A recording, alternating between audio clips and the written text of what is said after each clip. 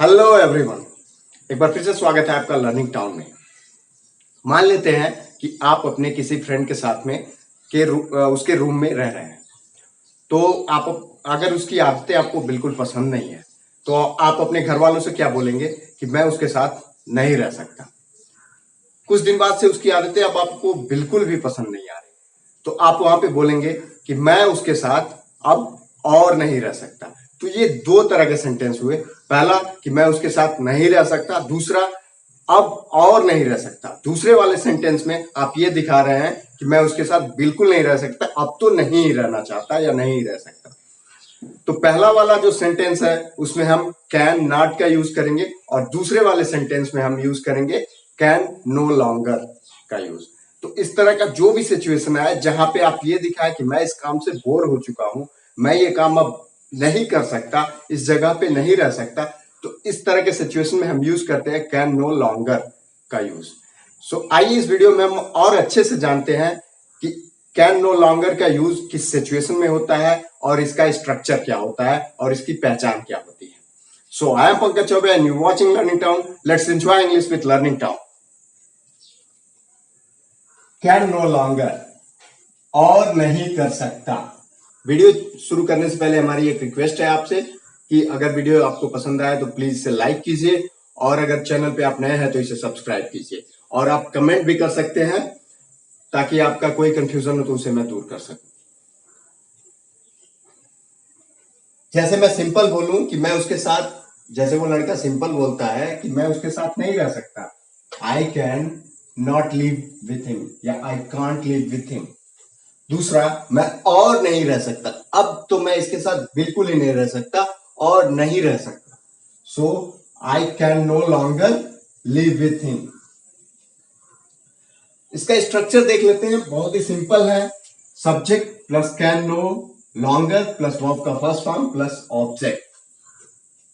यहां पे can not की जगह पे बस कैन नो लॉन्गर लिख देना है।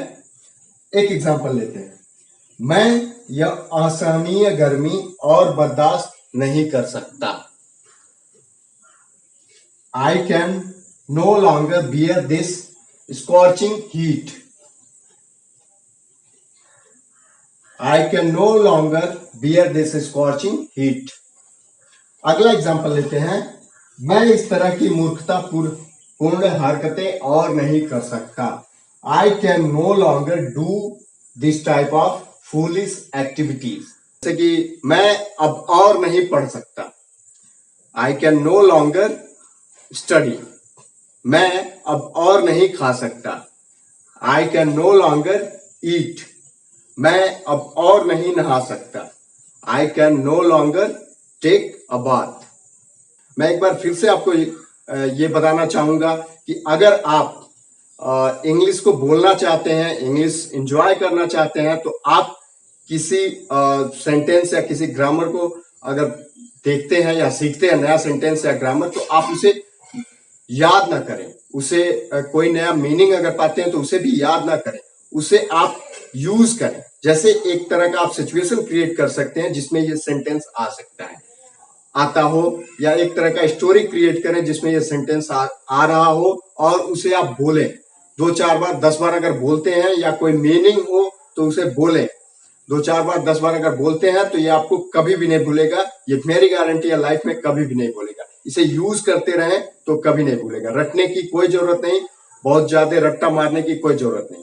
सो आशा करता हूं ये वीडियो आपको पसंद आया होगा। अगर ये वीडियो आपको पसंद आया तो प्लीज इसे लाइक कीजिए और अगर हमारे चैनल पे नए हैं तो इसे सब्सक्राइब कीजिए और आप इस पे कमेंट भी कर सकते हैं। मैं आपके सारे कंफ्यूजन के लिए हमेशा अवेलेबल रहूंगा। आपको थोड़ा सा भी लगता है कि ये वीडियो किसी के लाइफ में वैल्यू एड कर सकता है या किसी और को इस वीडियो की जरूरत है तो प्लीज उसे शेयर कीजिए।